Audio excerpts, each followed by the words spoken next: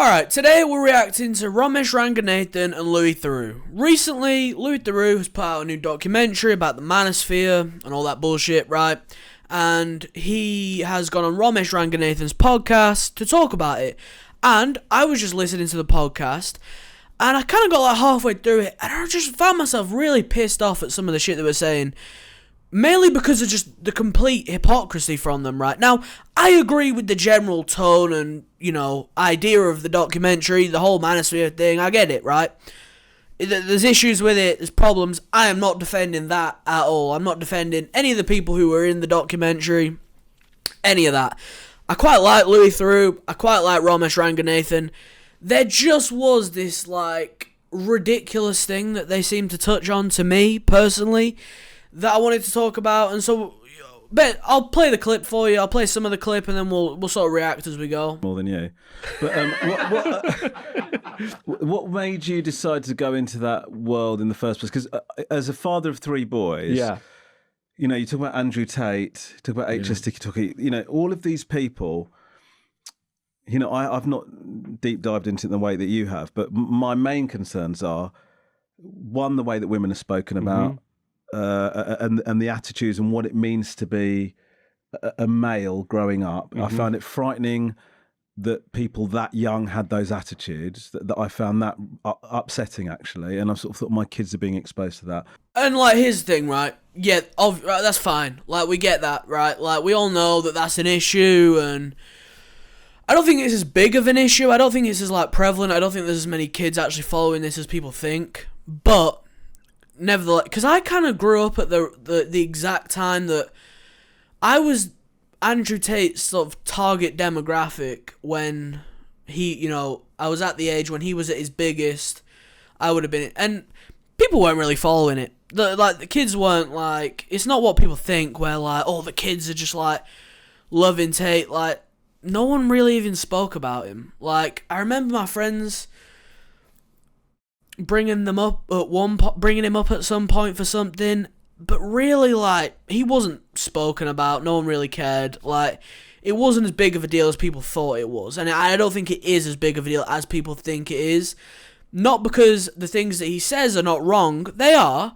It's not that. It's just that people really aren't listening the way that you think they are, right? There's enough opposing voices to him. Abram Preach, Moist Critical, these kind of guys who are not as popular, but they're in the zeitgeist, so that you hear their opinions too. So where his opinions never really affected kids the way you think they do, but nevertheless it is an issue, and I get why he made the documentary. That isn't the thing. The issue is the next bit. That material wealth is the be-all and end-all of what you achieve in life. And I don't want my kids to have that message. And it's not just, I know you talk to a few people like that, but it seems to be just accepted by that generation, that if you've got a nice car and if you've got and you go, your life can be like mine. All of that I find quite frightening. Were those the drivers behind you getting very into much that? so? This is the issue. I don't know why it pissed me off so much. There's something about having two deca millionaires in a room together who are currently making money, right? Ramesh Ranganathan is making lots of money for doing this podcast. Louis Theroux is here to promote something that is making him lots of money, okay? Both of these guys, and this is completely fine, I'm fine with this, right? Both of these guys' entire lives have just been a pursuit of how much money can I possibly get, right? That's their whole life, right? And here's the reality of life is, a good portion of life is getting money, right? That's a big portion of life. People go to work for 12 hours a day, not because they enjoy it, because they need money to do things, right? And having two millionaires like these guys in a room and sort of, money, it shouldn't be such a big thing, materialistic wealth. It's guys, you both have multiple houses. Louis Theroux has a house in LA and a house in London, and he's extremely rich. And he doesn't do the things he does because he just loves them. He does them because they make him extremely materially wealthy. If you if you had such an issue with, the younger generation being interested in material wealth, hey, give away all your money. Like, why not, right? Why would you care so much about that? That was what pissed me off, because it's the blindness of these two people there's two people in a room who their entire lives have been nothing but how can I become as materially wealthy as physically possible. That's their entire lives. But they've got some issue with kids wanting that for themselves. It makes no sense to me. Right, we all know, yes, money is not everything, right? It does not solve every issue. It doesn't right every wrong. We all know that. But pretty nice, okay? Someone who doesn't have a lot of money, me, I'd like some fucking money. You know what we're talking about? Like, and they go on. I'll play some more because they go on. The final boss of subjects for me, because it combines so many things that I've seen in other worlds, in other films that I've done, whether it's homophobia, misogyny, racism, porn, because they're selling adult content. A lot of them, a lot of the guys are a gateway to OnlyFans subscriptions. I wasn't really sure what he was talking about here.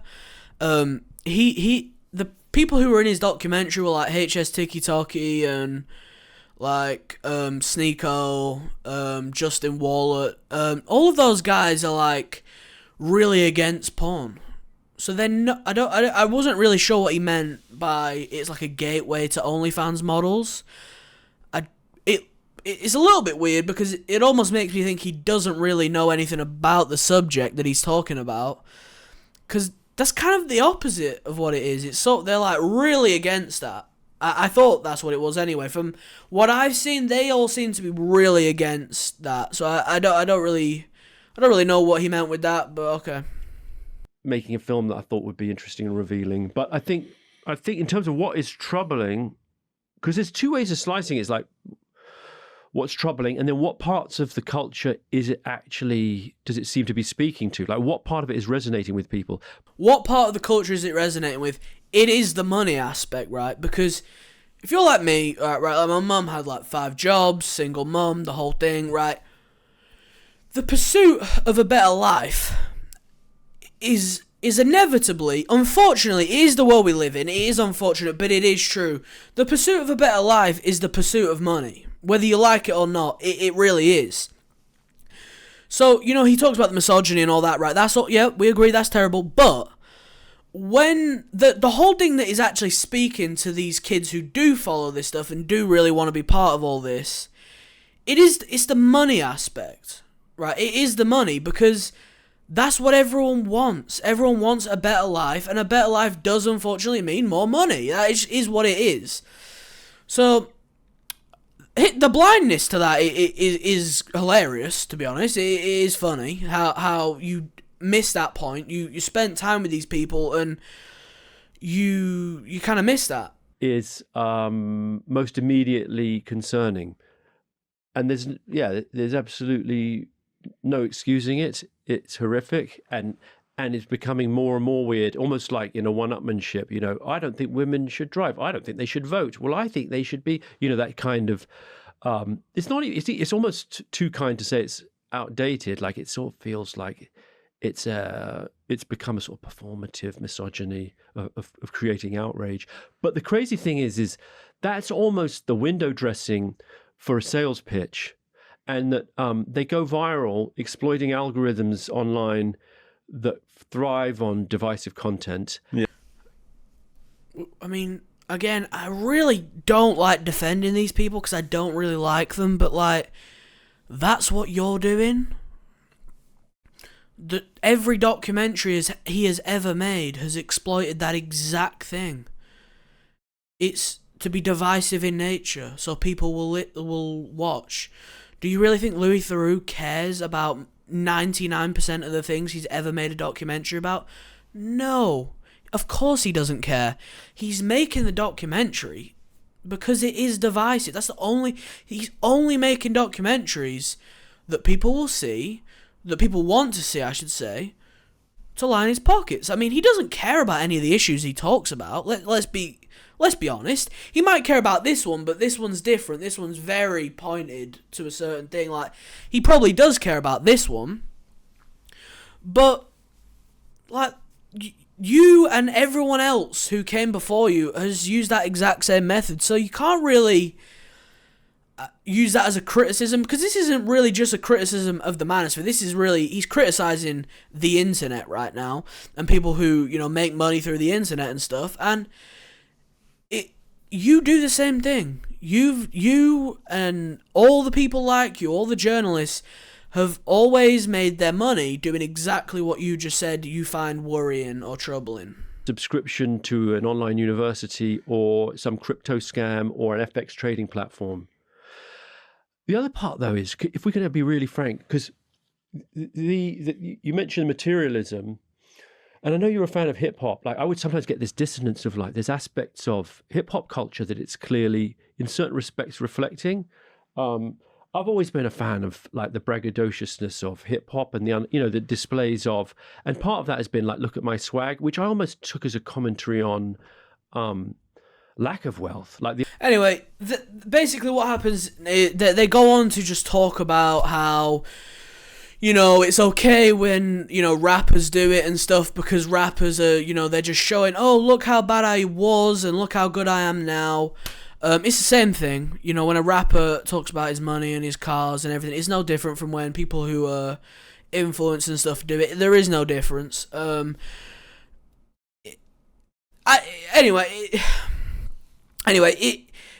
was just weird to me that I just wanted to talk about it. Having two people, like, Louis Theroux is probably worth tens of millions. He has been a very, very successful documentary maker for about 20 years, right? Like, he's made, I think it might even be longer than that, actually. He has made great documentaries, I'll admit, incredible documentaries, and some important ones. And I'm not saying he doesn't deserve his money. He deserves his money, like, the whole, I have no issue with the fact that he is a millionaire.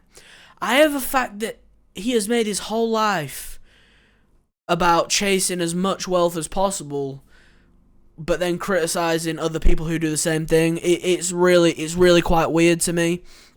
Same thing with Ramesh. Ramesh is also extremely rich. Do you guys think that Ramesh Ranganathan, when it was the host of A League of Their Own for, 10 years, for the love of the game, he just loves slop TV so much that he's just like, he's so invested in A League of Their Own hosting that's why he did it? Or did he do it because they kept adding £1 million onto his check every year? I would assume it's the money. I don't think he did that for the love of the game. I don't think he'd have been sat there in his flat, working at Greg's, hosting a fake game show to himself, right? Because he just loves it so much. He did it for the money. Let's not. So two guys who are sat there, you know, who have made their whole lives about chasing money, which I think is fine. If you want to do that, fine, right? Sitting there criticizing other people for doing it and other people wanting to do it who maybe haven't got there yet. A little bit weird to me. And anyway, that's all I wanted to say, so that's it.